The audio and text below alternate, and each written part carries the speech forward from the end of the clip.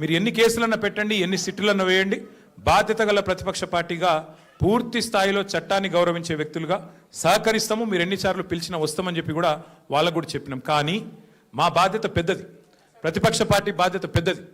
మా బాధ్యత ఏంది? ప్రభుత్వ వైఫల్యాలు, ప్రభుత్వ అవినీతి, ప్రభుత్వం ఏదైతే పూర్తి స్థాయిలో డైవర్షన్ గేమ్లు ఆడుతున్నదో దానికి సంబంధించి కూడా ఖచ్చితంగా మేము ఎత్తి చూపే ప్రయత్నం చేస్తూ ఉన్నాం. ఇవాళ సింగరేణి టెండర్లలో దొంగలు దొరికినరు, సింగరేణి టెండర్లలో ముఖ్యమంత్రి మంత్రుల మధ్యన వాటాల పంచాయతీలో దొంగలు దొరికినరు అని చెప్పి హరీష్ రావు గారు ప్రెస్ మీట్ పెట్టి ఆధారాలతో సహా ఇస్తానని చెప్తే కూడా ఇప్పటి వరకు ఉలుకు లేదు, పలుకు లేదు. సరే, మీరు సిట్లు వేస్తున్నారు, వేసుకోండి. కానీ మరి ఇవాళ మేము అడుగుతున్నాం, ముఖ్యమంత్రి మేము ఎత్తి చూపే ప్రయత్నం చేస్తూ ఉన్నాం. ఇవాళ సింగరేణి టెండర్లలో దొంగలు దొరికినరు, సింగరేణి టెండర్లలో ముఖ్యమంత్రి మంత్రుల మధ్యన వాటాల పంచాయతీలో దొంగలు దొరికినరు అని చెప్పి హరీష్ రావు గారు ప్రెస్ మీట్ పెట్టి ఆధారాలతో సహా ఇస్తానని చెప్తే కూడా ఇప్పటి వరకు ఉలుకు లేదు, పలుకు లేదు. సరే, మీరు సిట్లు వేస్తున్నారు, వేసుకోండి.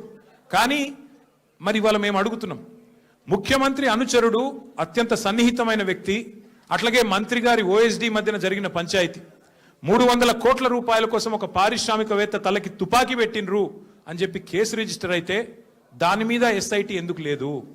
స్వయంగా రెవెన్యూ మంత్రి కొడుకు ఇలా భూ కబ్జాలు చేస్తూ గూండాలను తీసుకొని స్వైర విహారం చేస్తుంటే దాని మీద సిట్ ఎందుకు ఉండదు? అట్లాగే ప్రభుత్వ సొమ్మును, ప్రజల సొమ్మును ఇవాళ ఈ ప్రభుత్వం కొల్లగొడుతున్నది, కాంగ్రెస్ పార్టీ నాయకులు కొల్లగొడుతున్నారు, ముఖ్యమంత్రి బావమరిదే కింగు పిన్ను అని ఆధారాలతో సహా చూపెడితే దాని మీద ఎస్ఐటి ఎందుకు ఉండదు?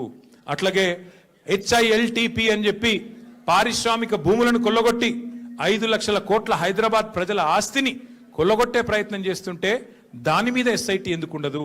కేంద్ర ప్రభుత్వ పథకమైన అమృత్లో ముఖ్యమంత్రి గారి బావమరిదే కింగ్ పిన్నుగా ఇవాళ కేంద్ర ప్రభుత్వ పథకంలో కూడా మరి అర్హతలు లేకపోయినా టెండర్లు కట్టబెడుతున్నారని ఆధారాలు కేంద్ర ప్రభుత్వానికి ఇస్తే దాని మీద సిట్ ఉండదు.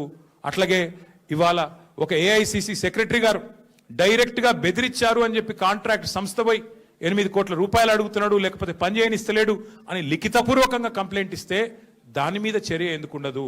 ఇవాళ న్యాయం, ధర్మం, కాకి బుక్కు అందరికి ఒకటే తీరు ఉండాలి కదా. మీరు ఎన్నిసార్లు పిలిచినా వస్తాం, మీరు ఎన్ని ప్రశ్నలు అడిగినా ఆన్సర్ చెప్తాం. బాధ్యత గల నాయకులుగా చట్టాన్ని గౌరవించే పద్ధతిలో ముందుకు పోతాం. ఇవాళ వాళ్ళు అడిగిన దానిలోనైతే ఏమీ లేదు, వాళ్ళ దగ్గర కేసు కూడా ఏం లేదు. ఏదో ఇష్టం వచ్చినట్టుగా ప్రశ్నలు అడిగిందే అడగడం, తిప్పి తిప్పి అడగడం ఒక రకమైన హరాస్మెంట్ తప్ప ఏమి కూడా లేదు. వాళ్ళు చేయగలిగింది కూడా ఏమి లేదు. I appeal to all my friends in the media as well, please, for the last 2 years the government has been indulging in massive attention diversion.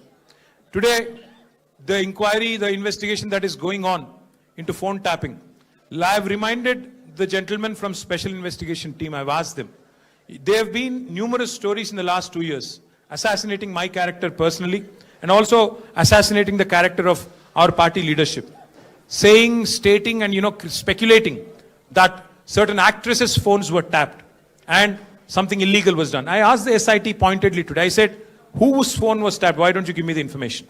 Which is this actor who has complained to you, or the information that you have, why don't you produce it?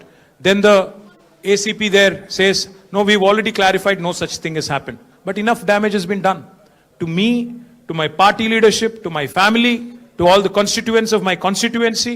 So I appeal to the media, please treat everything that the government throws at you, every leak that is given to you, with a pinch of salt. Please corroborate, please verify, please check the facts and only then publish. I also appeal to the media, for the last 2 years, this government's incompetence, their failures, their corruption is being exposed by BRS leadership day in, day out.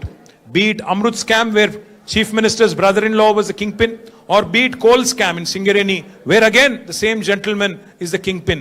Let us focus on real issues. Let us focus on the failures of Congress party and Congress government. They had made 420 promises to the people of Telangana by which they got into power.